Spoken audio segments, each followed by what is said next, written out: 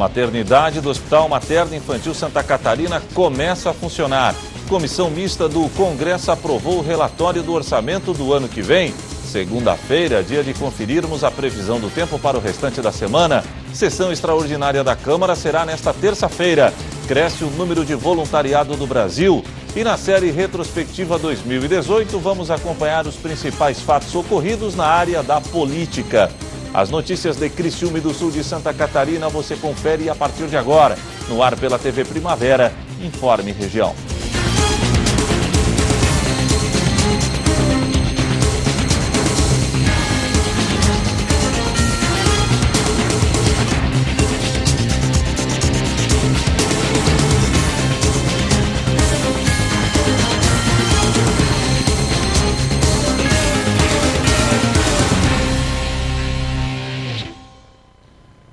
Hoje é segunda-feira, 17 de dezembro de 2018. Para você que sintoniza a tela da TV Primavera, uma boa noite. Começou a funcionar a maternidade do Hospital Materno Infantil Santa Catarina, um antigo sonho da população do sul do estado. Apesar de inaugurada no dia 1º de dezembro, a nova ala do Hospital Materno Infantil Santa Catarina só começou a funcionar nesta segunda-feira.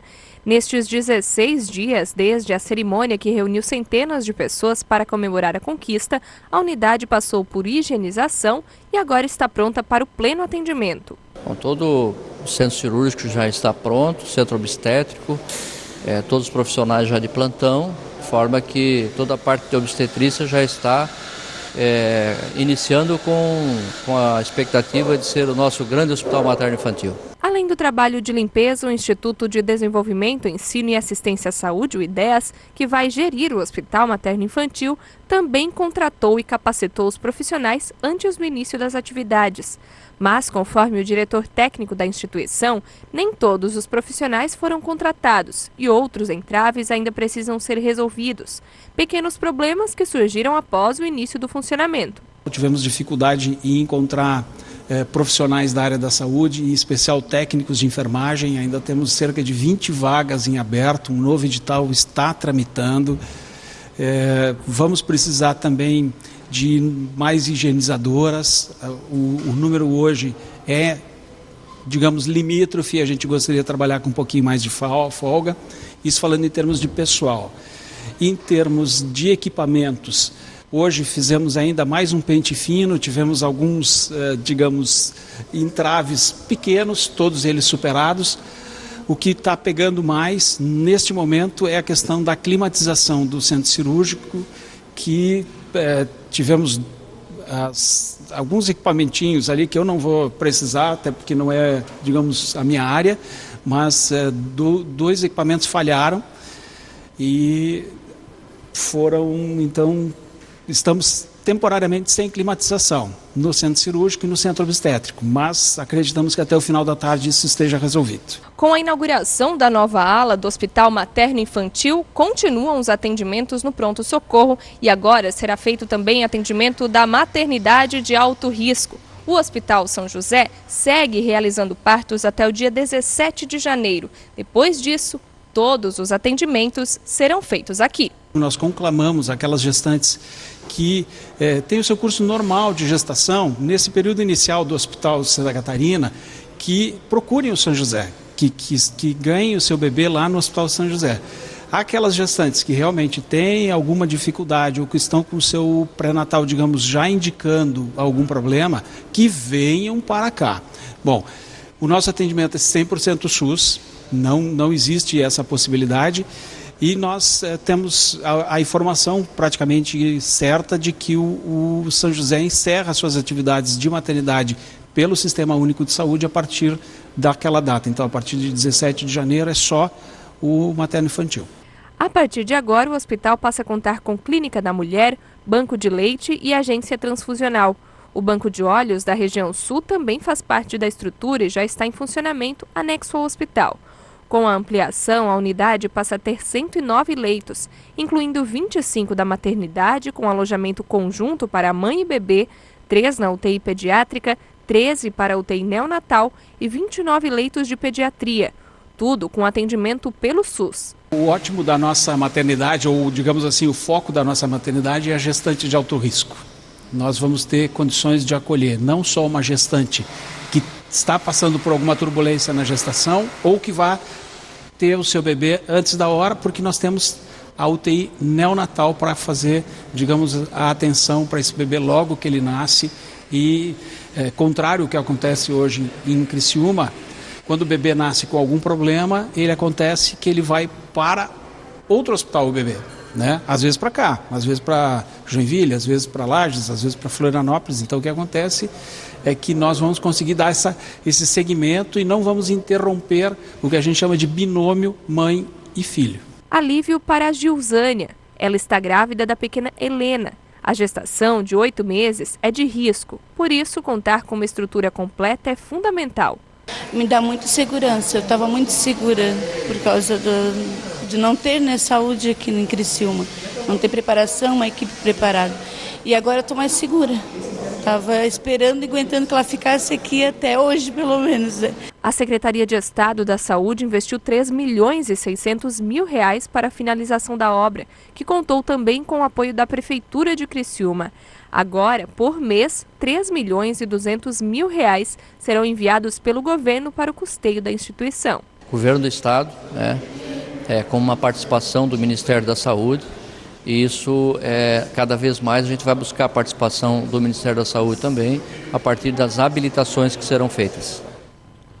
Bom, e nasceu a primeira criança do Hospital Materno Infantil Santa Catarina. É uma menina. Esther nasceu com 3,92 kg e 47 centímetros. O bebê é filha de Daniele Soares e Odair José Perucchi. Uma comissão mista do Congresso aprovou o relatório do orçamento do ano que vem. A proposta prevê que as despesas possam passar dos 3 trilhões de reais em 2019. Um dos motivos desses altos valores são as chamadas pautas bombas. O ministro da Fazenda, Eduardo Guardia, declarou que pode recomendar o veto presidencial para alguns projetos que possam prejudicar o governo de Jair Bolsonaro.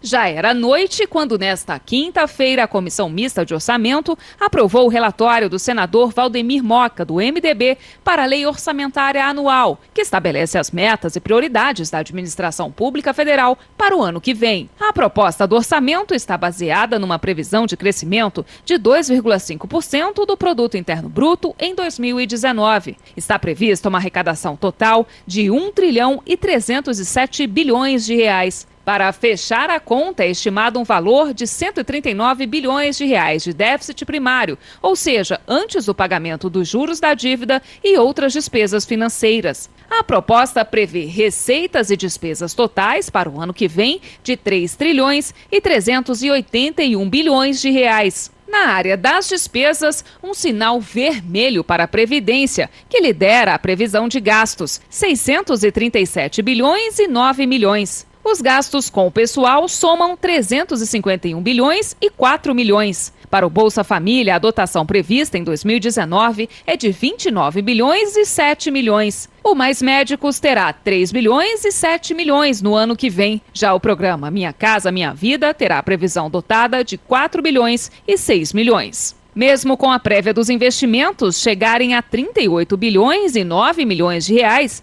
o governo também deixará de arrecadar os chamados benefícios fiscais, que são as renúncias de tributos e subsídios fiscais previstos desde a Lei de Congelamento de Gastos, em 376,2 bilhões de reais em 2019. É muito dinheiro, que equivale a quase 165 mil orçamentos do Minha Casa Minha Vida, que poderiam ser investidos em moradias. O relator manteve o salário mínimo previsto em R$ 1.006, mas esse valor poderá mudar em janeiro, quando é feito o cálculo do mínimo com base na inflação e no crescimento do país. Agora, a proposta orçamentária de 2019 deverá ser votada no Congresso Nacional na semana que vem.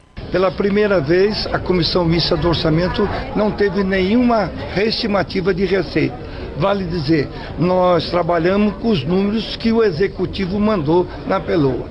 E não foi acrescido, o relatório realmente é extremamente enxuto, mas acabou atendendo, ainda que nós, claro, sabemos que os valores são ainda insuficientes, mas foi distribuído de forma absolutamente criteriosa. Confio muito no relatório do nosso senador Moca. Foi um relatório que buscou priorizar a saúde, a educação e o social, que demandas que chegavam até nós com mais força, e que houve realmente um acolhimento muito grande nesse sentido. E a gente espera que, a partir de então, passar essa etapa aqui da CMO, na votação, a gente possa cumprir a nossa próxima etapa e a etapa final, que é passar também no Congresso até o dia final, dia 20 da próxima semana.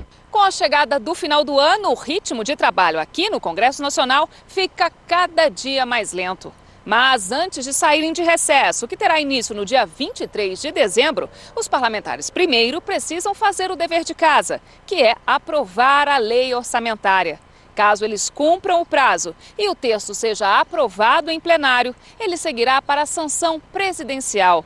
O presidente da República pode aprovar ou vetar a proposta. Durante as discussões, muito se falou sobre o cenário que Jair Bolsonaro irá encontrar no ano que vem, sobretudo após a enxurrada de pautas bombas aprovadas por parlamentares nos últimos meses, pressionando ainda mais o orçamento no ano que vem. Uma delas, a que prorroga benefícios fiscais para a região da Amazônia, Nordeste e Centro-Oeste, o ministro da Fazenda, Eduardo Guardia, disse que pode recomendar o veto presidencial. Segundo o ministro, o Congresso aprovou um projeto ferindo a Lei de Responsabilidade Fiscal e reiterou que, para criar novos benefícios e incentivos fiscais, os parlamentares tinham que apresentar as medidas para compensar a bondade, o que não aconteceu. A declaração do ministro gerou reação de deputados e senadores. O presidente do Senado, Eunício Oliveira, chegou a ameaçar não votar o orçamento em caso de veto à proposta. O presidente da Câmara, Rodrigo Maia, também fez críticas à Guardia. E na busca por enxugar gastos, o presidente eleito, Jair Bolsonaro,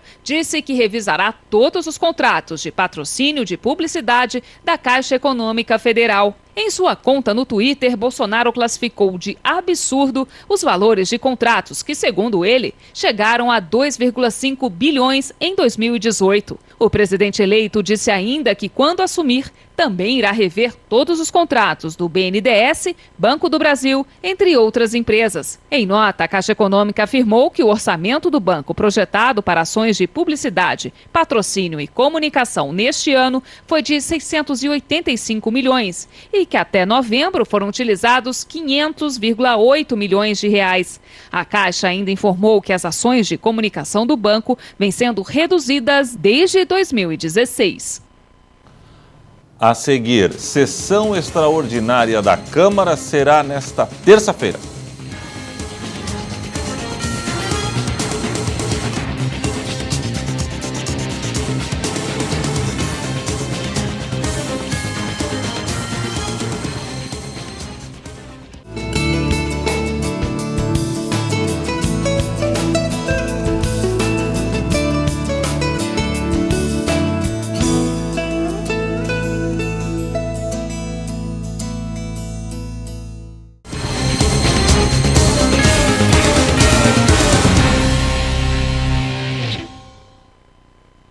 Hoje é segunda-feira, dia de conferirmos a previsão do tempo para o restante da semana na região. Amanhã, terça-feira, o dia amanhecerá com sol e com algumas nuvens. A temperatura segue elevada durante todo o dia. À tarde e à noite deve haver pancada de chuva isolada. A temperatura mínima será de 22 graus e a máxima de 35 graus. Na quarta-feira, dia 19, o dia será de sol e calor intenso. Durante a tarde e a noite deve haver pancadas de chuva. A temperatura mínima será de 21 graus e a máxima de 36 graus. Na quinta-feira, dia 20, o dia também amanhecerá com sol e calor intenso. Deve haver temporal entre o final da tarde e início da noite. Os termômetros vão marcar temperatura mínima de 22 graus e máxima de 37. E na sexta-feira, dia 21, o dia será de sol com pancadas de chuva isolada durante a tarde e a noite. A temperatura mínima será de 21 graus e a máxima de 35 graus. Está agendada para esta terça-feira a tão esperada sessão extraordinária da Câmara de Vereadores de Criciúma. Entre as pautas deverá estar o parcelamento da dívida do Criciúmaprev. A Câmara de Vereadores de Criciúma realiza nesta terça-feira uma sessão extraordinária para análise e votação de 2 vetos do Executivo e 12 projetos de lei. A sessão será realizada no horário regimental, às 5 horas da tarde. Só para explicar para a população, as sessões ordinárias são previamente marcadas para o ano legislativo. Como encerrar as ordinárias, e a sociedade é muito dinâmica, as coisas acontecem muito rapidamente, às vezes a gente tem projetos que surgem muito rapidamente. Então a sessão extraordinária é justamente para a gente fazer isso, aqueles projetos que não tiveram condições de ser votados na extraordinária, que seja votado, que não deu para ser votado na ordinária, que sejam votados amanhã nas sessões extraordinárias. Com a votação desses projetos, as pautas de 2018 se encerram, deixando as demandas em dia para 2019. Entre as discussões pautadas para essa sessão extraordinária está o parcelamento de débitos do município de Criciúma com o Instituto Municipal de Seguridade Social dos Servidores Públicos, o Criciúmaprev. Tradicionalmente, todos os finais de anos entra em pauta Criciúmaprev. Aquele velho dilema, né, de vamos salvar o Instituto está com problema, por outro lado temos que equacionar, o município não tem caixa para pagar uma parte, e todo ano os vereadores acabam se defrontando com esse problema que tem que ser solucionado de uma vez por outra. Então esse é um dos projetos mais polêmicos que nós teremos para votação amanhã, mas teremos também alguns projetos interessantes, tipo da Polícia Militar, onde a gente votará um projeto que a polícia terá condições de adquirir 20 veículos, o que é muito importante para a segurança do município de Criciúma. A sessão extraordinária é a última do ano na Casa Legislativa. A partir daí, inicia o recesso parlamentar e os vereadores retornam apenas no ano que vem. O recesso na Câmara ele começa dia 24 e vai até o dia 31. Depois, no mês de janeiro, tem as férias coletivas. E nós, desde o ano passado, nós fizemos um projeto, essa atual mesa diretora fez um projeto de resolução, que nós não começamos mais na metade do fevereiro, mas sim na primeira segunda-feira de fevereiro, que vai ser 4 de fevereiro de 2019, nós retornamos com as sessões ordinárias. A sessão é também a última do vereador Júlio Colombo como presidente da Câmara de Vereadores de Criciúma. No próximo ano, quem assume a cadeira é Miri D'Agostin. Nós ficamos muito satisfeitos, nós apostamos muito na transparência, nós pela vez primeira baixamos o salário de assessores e de diretores, a despesa que nós estamos tendo em 2018 foi a mesma despesa de 2016, avançamos muito na redução de custo, estamos fazendo uma devolução nos 2 anos somadas diretas e indiretas de mais de 10 milhões de reais, enfim, muito satisfeito com tudo aquilo que aconteceu na Câmara de Vereadores. Atendemos todas, a mesa diretora atendeu todas as pessoas, entidades, instituições que bateram à porta da Câmara, sem exceção. Então a gente fica muito satisfeito e não sei se será a última, porque, como eu falei, a sociedade é muito dinâmica, de repente pode aparecer algum projeto de lei interessante para a sociedade criciumense e a gente não pode se furtar a esse trabalho. Sempre lembrando que as sessões extraordinárias não têm custo algum para a sociedade. A seguir, na série retrospectiva 2018, vamos rever os principais acontecimentos na área política.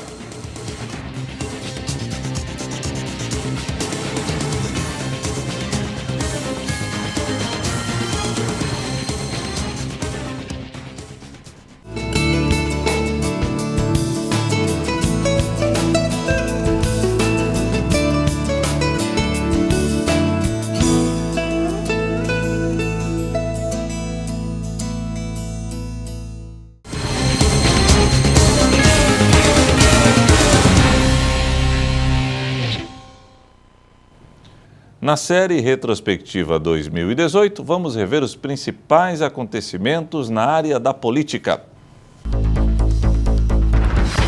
A eleição de 2018 pode ser resumida a 2 nomes.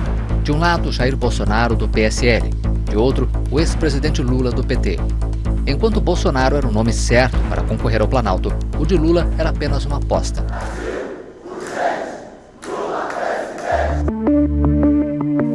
O ano começou com derrotas para o ex-presidente na justiça. Em janeiro, Lula foi condenado em segunda instância no caso Triplex do Guarujá pela 8ª turma do Tribunal Regional por corrupção e lavagem de dinheiro. Mesmo assim, o PT manteve Lula como pré-candidato. Começava então uma batalha na justiça que culminou no Supremo Tribunal Federal. Após o Tribunal Regional Federal da 4ª Região negar um recurso da defesa do ex-presidente contra a decisão de prisão proferida em janeiro, o STF selou o destino de Lula. No começo de abril, rejeitou um habeas corpus a favor do petista, abrindo caminho para a prisão dele. No dia 5 de abril, o então juiz federal Sérgio Moro emitiu ordem de prisão contra o petista. Lula seguiu para o Sindicato dos Metalúrgicos em São Bernardo do Campo. Só no dia 7 de abril, no fim da tarde, é que o líder petista se entregou à polícia. De avião, foi levado para a sede da Polícia Federal em Curitiba, onde começou a cumprir pena. Lula tentou até o fim do prazo se candidatar, mas em setembro, com base na lei da ficha limpa, que veta candidatos condenados por corrupção em segunda instância, acabou barrado pelo Tribunal Superior Eleitoral. Foi uma eleição marcada pela violência. Tiros na caravana de Lula, no Paraná, e o ataque ao então candidato Jair Bolsonaro foram alguns dos momentos mais tensos.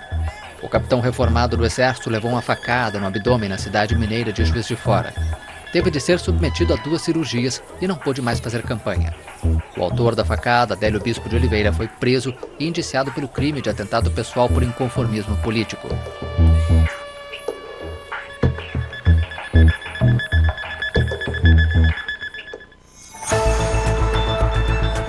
No total, 13 candidatos disputaram a eleição presidencial. Houve mobilizações em massa contra Bolsonaro e também a favor do capitão reformado. Bolsonaro venceu no primeiro turno. No segundo, disputado com Fernando Haddad do PT, se elegeu presidente com 55% dos votos válidos. O petista teve 44%. Entre os nomes do primeiro escalão do novo governo, um deles surpreendeu. Sérgio Moro, que era juiz da 13ª Vara Criminal Federal de Curitiba, aceitou o convite de Bolsonaro e vai comandar o Superministério da Justiça e Segurança Pública. A falta de segurança, tema que provocou debates acirrados na eleição, assustou os brasileiros. Entre os casos de assassinatos, um ganhou repercussão internacional. Em março, a vereadora Marielle Franco, política e defensora dos direitos humanos, e o motorista Anderson Gomes foram executados a tiros no centro do Rio. Suspeitos foram detidos, mas o crime ainda não foi elucidado. A Polícia Federal vai investigar a existência de uma organização de agentes públicos e milicianos que estariam obstruindo o esclarecimento dos assassinatos. No Rio de Janeiro, uma intervenção foi decretada na área de segurança pública do estado. Um general foi nomeado como interventor. Com medidas polêmicas e sem combater os problemas estruturais que geram criminalidade, a intervenção foi criticada por especialistas em segurança. Ainda no Rio, o governador Luiz Fernando Pezão foi preso acusado de ter recebido propina como parte de um esquema de corrupção investigado pela Operação Lava Jato.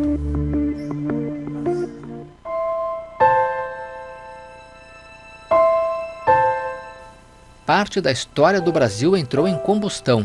Um incêndio destruiu o Museu Nacional no Rio de Janeiro, um dos principais edifícios culturais do país, com acervo de mais de 20 milhões de peças.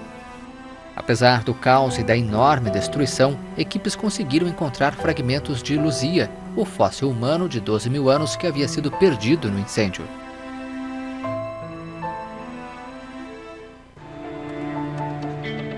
Em São Paulo, em maio, um incêndio em um edifício de 24 andares localizado no centro consumiu rapidamente a estrutura do prédio.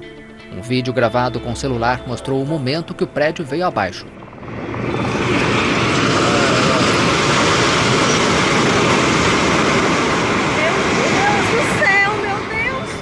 O desabamento deixou vários mortos e centenas de pessoas desabrigadas. Eles pararam o Brasil, deixaram mercados sem alimentos e postos sem combustíveis. Aeroportos e portos ficaram desabastecidos. Caminhoneiros paralisaram estradas contra os reajustes frequentes e sem previsibilidade mínima nos preços dos combustíveis, principalmente do óleo diesel. As forças de segurança tiveram de ser mobilizadas para desobstruir as estradas. Em meio aos protestos, grupos pediram intervenção militar. A paralisação só teve fim depois de o governo decretar a redução no preço do diesel. A greve dos caminhoneiros mostrou o quanto a situação social e econômica era e continua delicada no país. Um cenário desafiador que vai exigir muito do novo governo, que assume o Palácio do Planalto a partir de 1º de janeiro.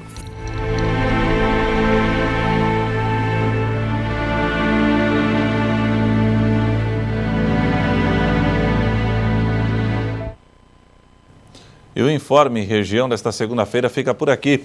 Voltaremos amanhã, terça-feira, se Deus assim permitir. Boa noite.